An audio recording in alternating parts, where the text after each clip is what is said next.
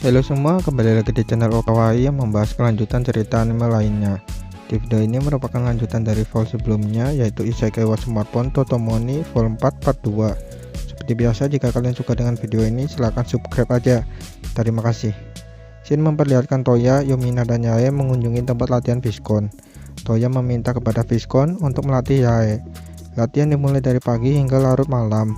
Viscon sangat senang karena Yae sudah memperlihatkan perkembangan semenjak datang ke sini. Viscon juga meminta maaf kepada Yumina yang ada di bangku penonton karena dia tidak bisa melayani Yumina dengan benar. Yumina tidak mempermasalahkan hal itu. Viscon juga terkejut ternyata Toya sekarang adalah tunangan Yumina.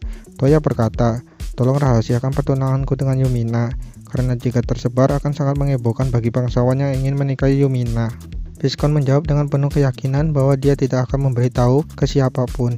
Dirasa sudah larut malam, Toya dan yang lainnya berpamitan kepada Viscon. Di malam itu, Toya ingin berjalan bersama Yumina dan Yae tanpa menggunakan gate. Di perjalanan, Yae menanyakan mata mistik Yumina. Yumina menjelaskan bahwa matanya dapat melihat jiwa seseorang.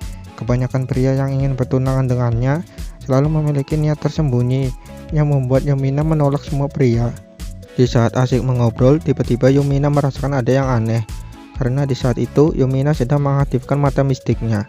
Toya yang melihat Yumina langsung menghampirinya dan memegang tangan Yumina. Rupanya Toya mengetahui bahwa mereka sedang dikepung. Toya berkata, "Keluar, aku tahu kalian bersembunyi." Para bandit keluar dengan bersenjata. Para bandit memberitahukan bahwa mereka akan membunuh Toya. Dirasa tidak ada jalan lain, Toya langsung mengeluarkan Brunhild dan mengubahnya ke mode aman. Para bandit bukan tandingan bagi Toya. Semuanya sudah dikalahkan dalam waktu singkat. Toya juga mencari kesatria yang masih patroli dengan menunjukkan kartu guild miliknya. Alhasil para bandit ditangkap oleh kesatria yang telah dipanggil oleh Toya.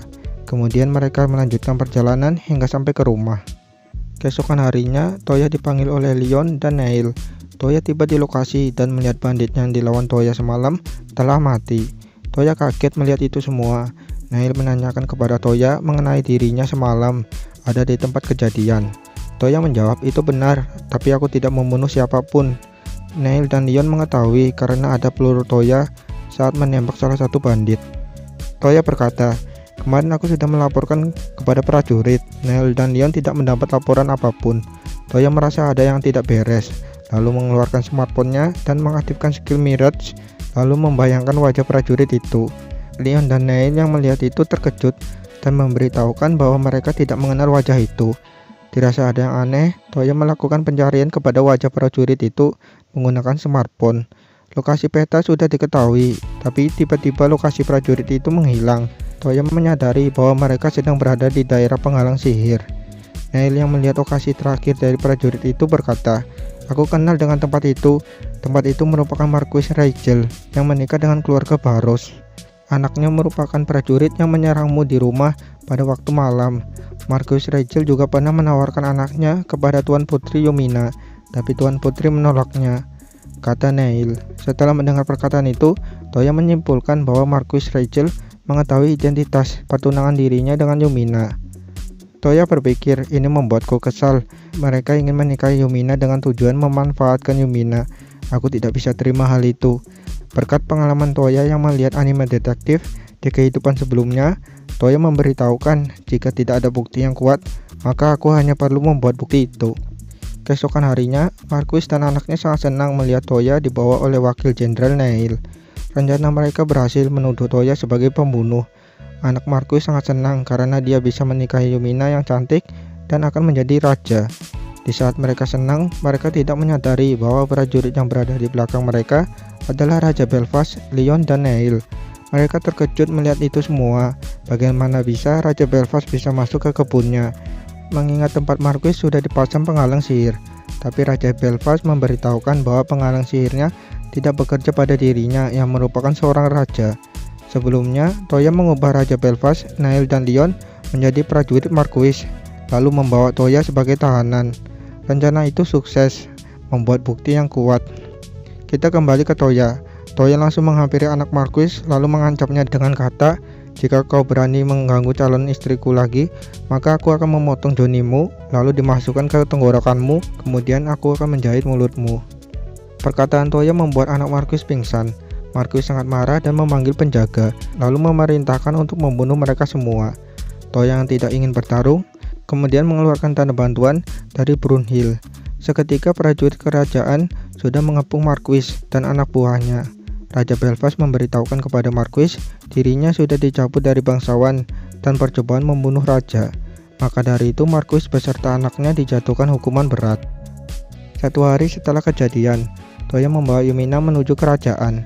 Di sana mereka berdua mengetahui bahwa Marquis mendapat hukuman eksekusi dan anaknya mendapat hukuman bekerja di tambang selama hidupnya. Yumina mengingat kejadian di mana dia sudah menolak anak Marquis saat perjamuan bangsawan. Apa yang dipikirkan Yumina tidak sampai membuat Marquis mendapat hukuman mati.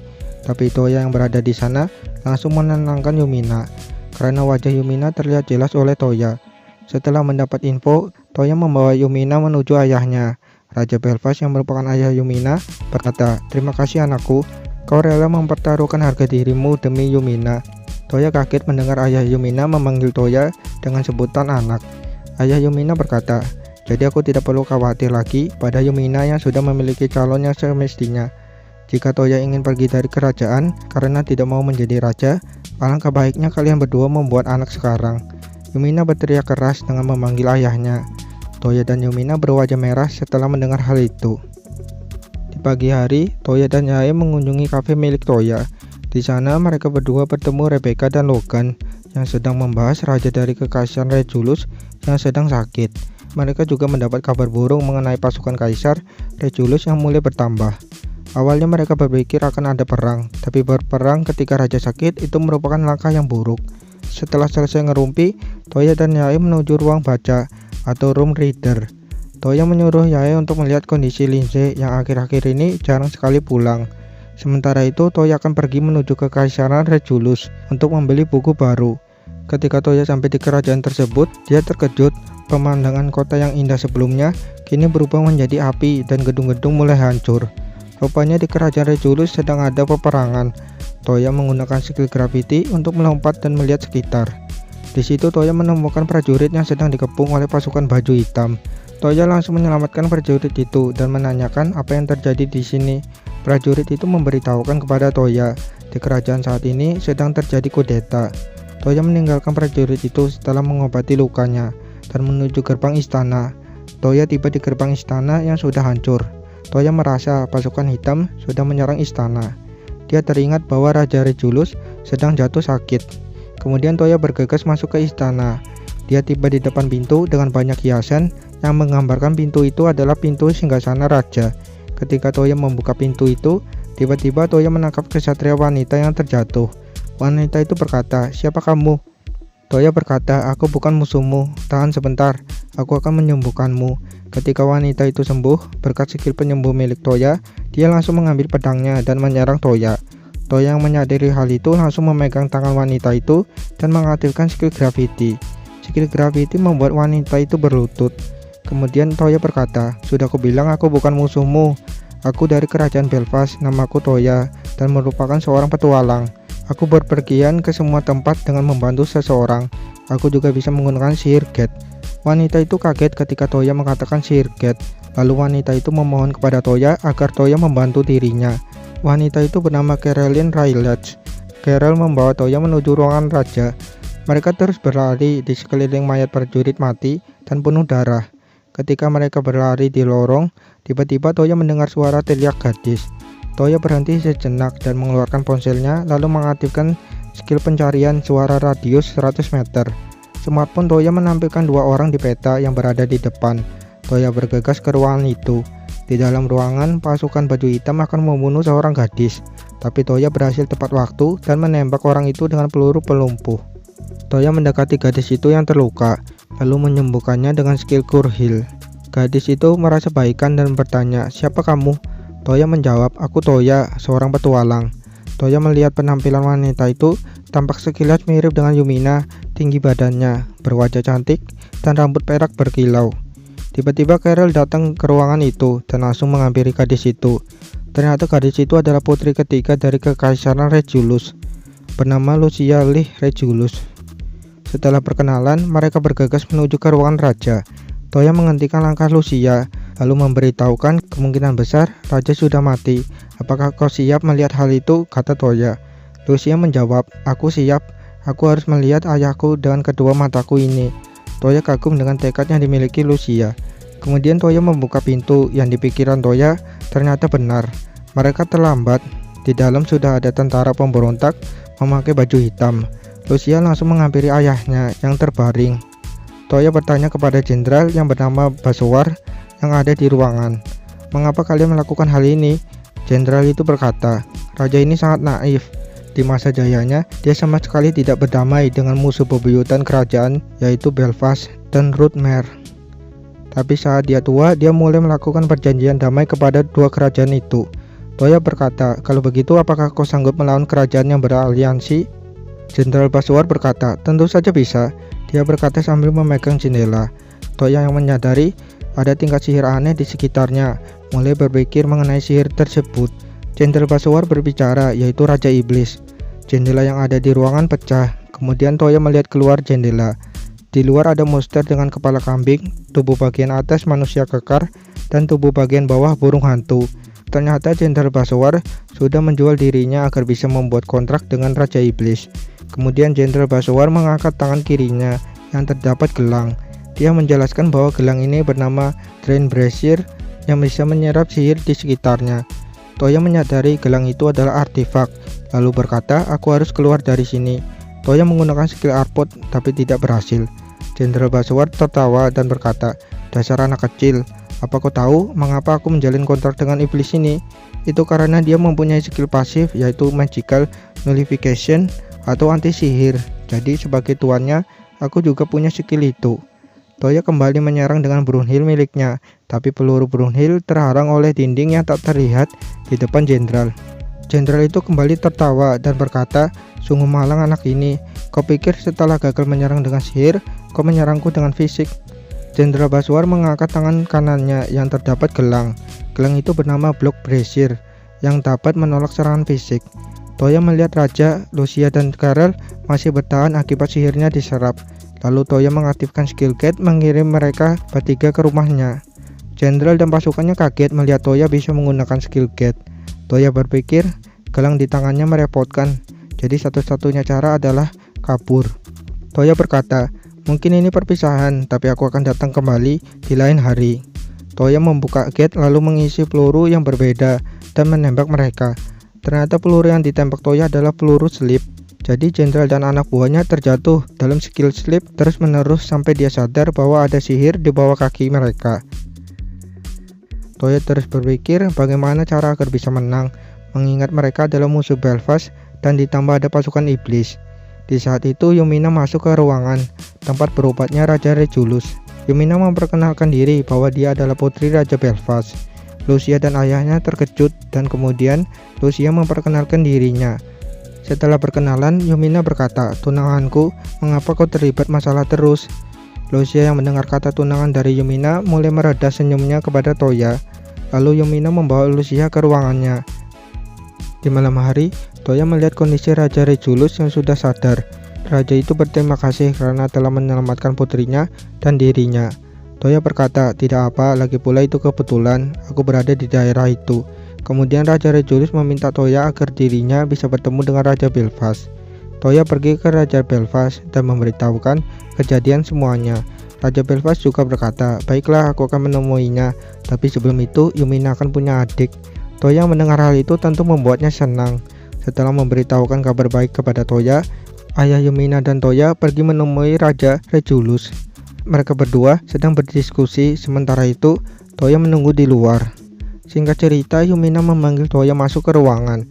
Ayah Lucia meminta tolong kepada Toya untuk mengalahkan Jenderal Basowar. Toya berkata, aku punya rencana, jadi biarkan aku mengalahkan mereka semua. Yumina yang mendengar hal itu langsung membusungkan dadanya. Toya berpikir apa yang dikatakan Yumina, itu baru laki-laki aku. Sementara itu, Lucia meminta Toya menyelamatkan kakaknya. Toya yang sebelumnya tidak tahu wajah kakak Lucia langsung mengeluarkan tangannya dan menempelkan dahinya kepada Lucia agar Toya bisa tahu wajah kakak Lucia. Singkat cerita, esok pun tiba. Toya yang sudah menerima saran dari Kokuyo dan Kohaku untuk menambah binatang buas lainnya Dan saat ini binatang buas yang sudah dipanggil Toya sudah sangat banyak. Toya membawa Yumina, Elze, Linze, Yae, Kohaku, Kokuyo, Sango, ayah Yumina, ayah Lucia, Leon, Neil, Lucia, dan Carol. Mereka semua tiba di kerajaan Regulus. Toya mengeluarkan semua monster yang dia kontrak, termasuk monster kuat yaitu Cerberus. Toya menyuruh Yae dan Elze mengikuti Kokuyo dan Sango. Sementara itu, Linze dan Yumina mengikuti Cerberus di belakang. Sedangkan Toya langsung menghampiri Raja Iblis. Peperangan dimulai. Tim Yae berhasil menyerang musuh di sepanjang jalan. Tim Yumina berhasil membantu tim Yae dengan mensupport mereka. Kemudian, Toya, Kohaku, dan Griffin menyerang iblis yang terbang. Toya mengeluarkan Great Sword yang telah dia buat menggunakan bahan mithril dan menyerangnya dengan kombinasi sihir gravity, yaitu ketika musuh dekat dengan bilah pedangnya, Toya akan mengubah pedangnya menjadi lebih berat, dan hasilnya iblis pun terbelah menjadi dua. Kemudian Toya pergi dan menyerahkan sisa musuh kepada Kohaku. Toya menuju Raja Iblis. Toya vs Raja Iblis. Toya diserang oleh Raja Iblis dengan matanya mengeluarkan semacam laser. Toya berhasil menghindari dari serangan itu. Kemudian Toya melihat Raja Iblis yang mulai mengaktifkan sihir listrik di seluruh tubuhnya. Raja Iblis menyerang dengan serangan listrik itu. Toya dengan mudahnya menghindar, tapi dia merasakan mananya sudah diserap oleh Raja Iblis yang telah menggunakan banyak mana. Toya melompat ke atas Raja Iblis dan mengayunkan Great Sword-nya. Raja Iblis terkena serangan Toya dan terjatuh, tapi tidak berdampak buruk. Kemudian Toya mengaktifkan skill Sleep, lalu memotong sayap pada Raja Iblis itu. Raja Iblis merasakan sakit ketika kedua sayapnya dipotong. Lalu Toya mengeluarkan Brunhild dan menembakkan peluru Sleep yang sudah diprogram untuk selamanya. Jadi Raja Iblis akan terus-menerus terpeleset akibat skill Sleep yang dimiliki Toya. Kemudian Toya meninggalkan Raja Iblis dan menghampiri Jenderal. Toya yang sudah tahu bahwa Jenderal telah mengetahui mantra Sleep, sehingga dia mengeluarkan senjata rahasianya, yaitu kotak berbentuk kubus besar yang sudah diisi dengan monster slime banyak. Monster ini tidak beracun, tapi ketika monster ini mati akibat penyerapan sihir, maka menghasilkan bau yang tidak mengenakan. Setelah menjelaskan, Toya membuka gate di bawah Jenderal dan dia pun terjatuh ke dalam kotak besar.